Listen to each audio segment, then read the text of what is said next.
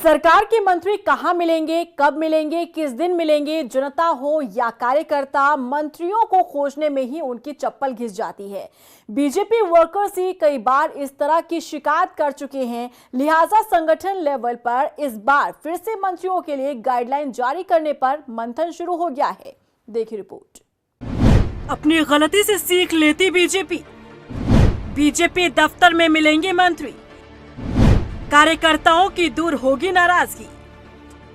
संगठन और सरकार में कोऑर्डिनेशन बना रहे कार्यकर्ताओं को किसी समस्या के समाधान के लिए इधर उधर भटकना ना पड़े, इसके लिए बीजेपी से लेकर सरकार भी कई बार मंत्रियों के लिए बीजेपी दफ्तर में कैंप करने, प्रभारी जिलों में जाकर प्रवास करने और विधानसभा स्थित अपने ऑफिस में बैठने का कार्यक्रम तय कर चुकी है। लेकिन शुरुआती कुछ दिनों के बाद मंत्री वापस अपने रूटीन में लौट जाते हैं।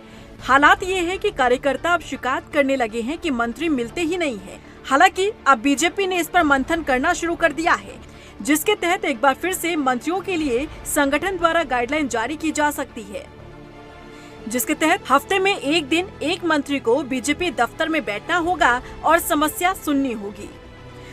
माननीय विधायक जब चुनाव जीत करके आते हैं तो जीतने के बाद ये उनकी जिम्मेदारी है कि वो अपने क्षेत्र की जनता की समस्याओं को सुने, और जब मंत्री बन जाएं राज्य सरकार में तो उनकी जिम्मेदारी और अधिक बढ़ जाती है।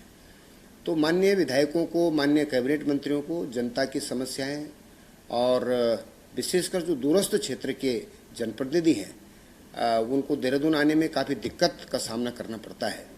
तो ये एक सामान्य उनकी जिम्मेदारी बनती है कि उनको अपने क्षेत्र की जनता का सभी समस्याओं को गंभीरतापूर्वक सुनना चाहिए।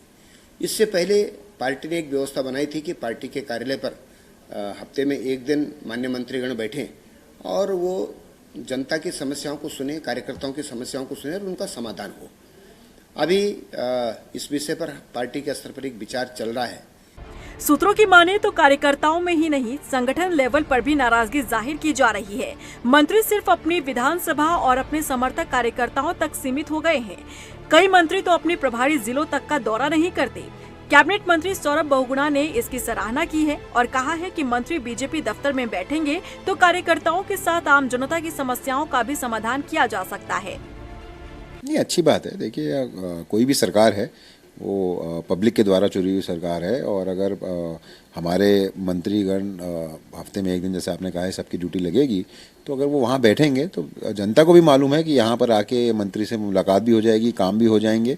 तो अच्छी पहल है और मैं उसका सपोर्ट करता हूँ, क्योंकि और पुष्कर सिंह धामी जी ने हमेशा एक बात कही है, उनके नेतृत्व की सरकार जनता से चुनी हुई सरकार है, जनता के लिए काम करने में विश्वास करती है, तो जनता के बीच रहने में किसी को कोई मुसीबत नहीं होनी चाहिए।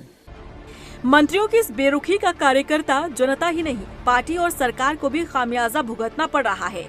हाल ही में 2 सीटों पर हुए उपचुनाव के नतीजे इस पर मुहर लगाते हैं। मंगलौर और बद्रीनाथ उपचुनाव में मिली हार के फीडबैक से बीजेपी खासी अलर्ट नजर आ रही है। हार का एक बड़ा कारण कार्यकर्ताओं की उपेक्षा भी निकलकर सामने आई, जिसकी ओर इशारा पूर्व मुख्यमंत्री तीरथ सिंह रावत भी कर चुके हैं। कार्य समिति की बैठक में तीरथ सिंह रावत ने पार्टी पर जमकर निशाना साधा था। इतना ही नहीं, उन्होंने कार्यकर्ताओं को सम्मान नहीं मिलने को लेकर भी नाराजगी जाहिर की थी।